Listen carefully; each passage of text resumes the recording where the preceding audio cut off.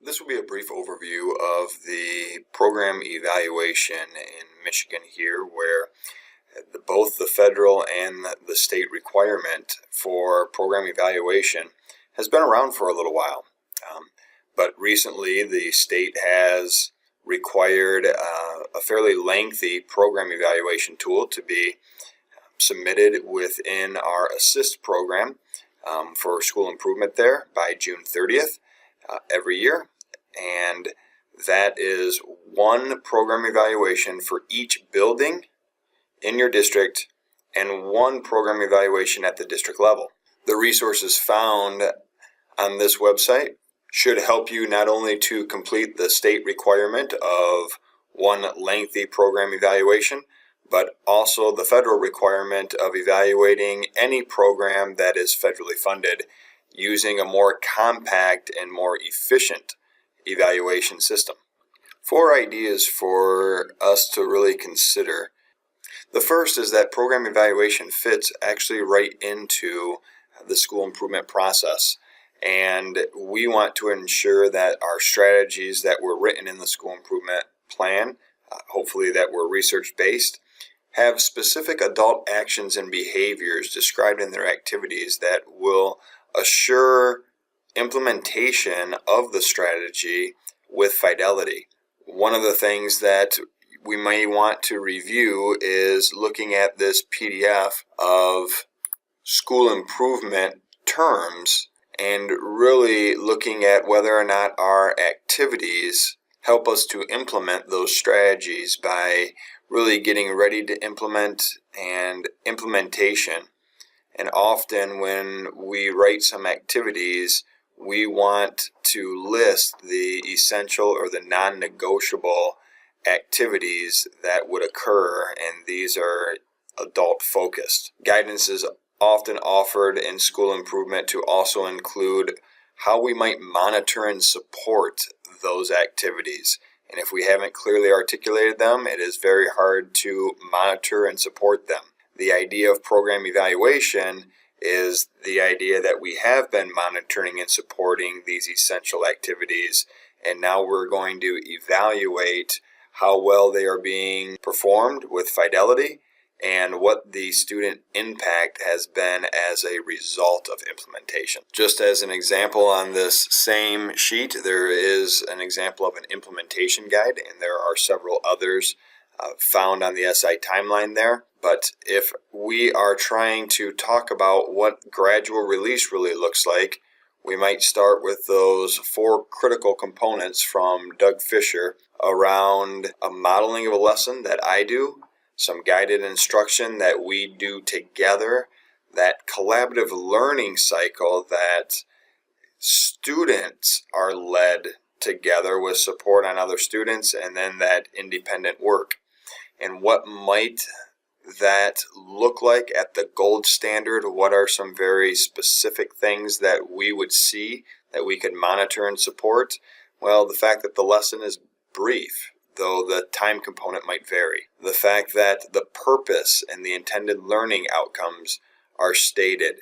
That the teacher models thinking and understanding of the content out loud. Or maybe that somebody else models that, and a student leads and kind of expresses what they're thinking. And that the lesson in that opener really activates student background. If it's too long or it doesn't activate background or the purpose is very unclear, then that would be an unacceptable variation of implementing that first critical component.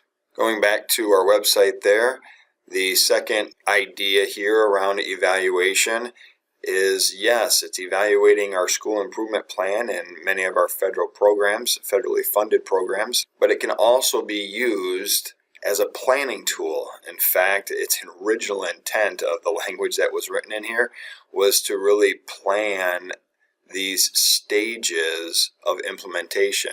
So you have these 5 stages around getting ready, and it gives you, here's the ideal in a paragraph with some guiding questions and some suggesting evidence. And then it asks you to really identify, what do people need to know or be able to do to implement this with fidelity? Again, the ideal with some questions and some evidence. Then what opportunities will they have, or often we need to consider what barriers they might have and how we might remove those barriers. And that really covers the third piece and moves us into the fourth around implementation with fidelity, and how do we ensure it will be implemented the way it was intended to be implemented. And again, you have this same idea of a paragraph describing kind of the ideal, some guiding questions, and some suggested evidence. Then finally, we get to the end result, which is hopefully outcome data. What impact, what positive impact might have this had on student achievement? So program evaluation really fits into that school improvement process goal. It begins with gathering and studying data, and then it looks at monitoring and evaluation. If we look back upon how well did we implement with fidelity and what was the student impact. Introducing this to staff, you may want to go to this introduction page, which has this brief video on monkey business. And even if you've seen this before, you might be surprised by some of the things that are in that particular video, because it gets to that key question of what are we looking for, and have we clearly articulated those activities that we're looking for to support. After watching the video, you might have a conversation around something good that is happening in school that somebody would like to share. And if we know that something is really going well, the question then becomes, how do we know? And how do we know it's made a positive impact? And you can just walk through some of those steps and the two big questions, the key questions around program evaluation. Are we implementing the program well with fidelity? And is it having a strong impact on students? Therefore, we've created a compact program evaluation. And in this compact program evaluation, it simply has the program evaluation starting with the impact on student achievement and the leading questions to support whether or not you have evidence. Now, I will give a little guidance on rating this on a scale of 1 to 4. If you don't have evidence of impact on students, you cannot say that most results show proficiency. You may feel like things are going very positive, and there might be this sense that we do feel like the program is working, but we don't have evidence, and you could go no higher than a 2. Even if you want to say a 2.9, that's fine. You can say a 2.9, but we're not going to get into that 3 category unless we have evidence. Same holds true on implementation. If we have not clearly articulated the essential steps to implementing something with fidelity, and we are not monitoring those and supporting those steps, we cannot get into number 3, where the critical elements have actually been implemented, because we have no evidence. Therefore, this program evaluation, this compact version, is a much more efficient way to look at both impact and fidelity of implementation, and it pulls right from the language of the larger tool. It was developed by Wayne Risa and Oakland Schools, reformatted by the Ottawa Area ISD. And in terms of readiness and knowledge and skills and the opportunity for implementation, it doesn't go through all the language of those 3 areas, because the concept of program evaluation, the original concept was, if you are where you want to be in terms of implementation and in terms of impact, there's really no need to dive any deeper into these 3 areas. If you're not where you need to be, then clearly we might want to go back into questions 1 through 3 to find out where we are. So then there's just a summary box around the things that we can celebrate, the things that have gotten in the way, what challenges or barriers to implementation or to student impact we might see, what adjustments might be needed, or what additional supports might we provide. We summarize those key findings and date this and then we decide on this program or this strategy or this initiative that we're going to continue as we have been.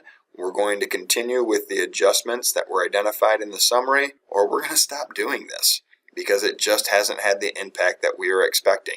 This is our very compact program evaluation. We can then take those scores that we had on questions 5 and 4, and we can actually post those on a 2x2 matrix that says how much impact were we having, the impact being on the vertical axis since that's the dependent variable, and how well were we implementing those critical steps, that being on the horizontal. And again, we can come all the way up to this line, but we cannot score a 3 if we don't have the evidence that we've monitored those critical steps.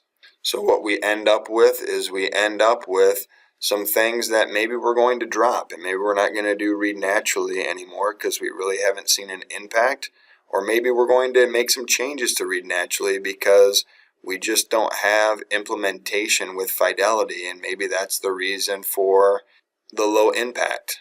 We might feel capturing kids' hearts is making a really big impact, but we just don't have the evidence. But we have evidence of high implementation, and clearly we feel like the culture's better.